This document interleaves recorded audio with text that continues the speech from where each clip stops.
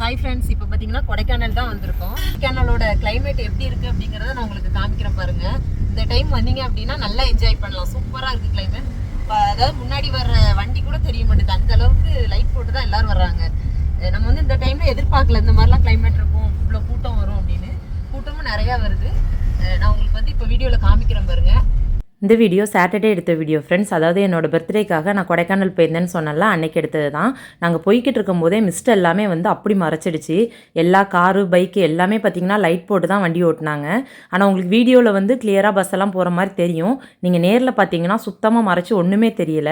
நல்லா இருந்துச்சு, கிளைமேட் வந்து நல்லா என்ஜாய் பண்ணியிருந்தோம். நிறைய பேர் கேட்டிருந்தீங்க, அக்கா பசங்களுக்கு லீவ் போட்டால் போயிருந்தீங்க அப்படின்ட்டு. லீவு தான் போட்டு கூப்பிட்டு போயிருந்தோம். அதாவது சாட்டர்டே ஒன் டே மட்டும்தான் லீவ் போட்டோம். அப்புறம் சண்டே வந்து ரிட்டர்ன் ஆயிடலாம் அப்படிங்கிறதுனால சரி ஒரு நாள் தானே போயிட்டு வந்துடலாம் அப்படின்ட்டு போனோம். இப்படிலாம் பர்த்டே செலிப்ரேட் பண்ணணும்னு எப்போவுமே ஆசைப்பட்டதில்லை. பசங்க வந்து வளர்ந்த உடனே அவங்க ஆசைப்படுறாங்க, இப்படிலாம் அம்மாவுக்கு கொண்டாடணும், இந்த மாதிரிலாம் பிளான் பண்ணணும் அப்படின்ட்டு. நம்ம வந்து எப்போவுமே பர்த்டேனா என்னோட ஹஸ்பண்ட் வந்து எனக்கு ஏதாவது ஒரு கிஃப்ட் வாங்கி தருவாங்க, அப்புறம் சாரீ எடுத்து தருவாங்க. அதோட சிம்பிளாக அப்படியே முடிச்சிருவோம். கேக் கூட அதிகமாக கட் பண்ணதில்லை. ஆனால் பசங்க வந்து கொஞ்சம் வளர்ந்த உடனே அம்மாவுக்கு இப்படி பண்ணணும், இந்த கிஃப்ட்லாம் வாங்கி கொடுக்கணும் அப்படின்ட்டு நம்மளுக்கு மேலே அவங்க யோசிக்கிறாங்க. ஒரு காலகட்டம் வரைக்கும் பசங்களுக்கு நம்ம இதை செய்யணும் அதை செய்யணும்னு பார்த்து பார்த்து செய்வோம். பசங்க வளர்ந்ததுக்கப்புறம் பார்த்தீங்கன்னா நம்மளுக்கு அவங்க செய்ய ஆரம்பிச்சிருவாங்க.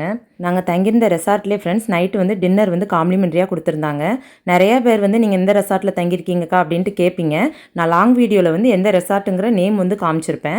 அது எவ்வளோ ரேட்டு என்னங்கிறது வந்து நீங்கள் அந்த நேமில் சர்ச் பண்ணி பாருங்கள், தெரியும். டயட்லாம் இருக்கணும்னு நினைக்கிறவங்க வந்து இந்த மாதிரி ஃபுட்டு இருக்கிற இடத்துக்கு போயிடக்கூடாது.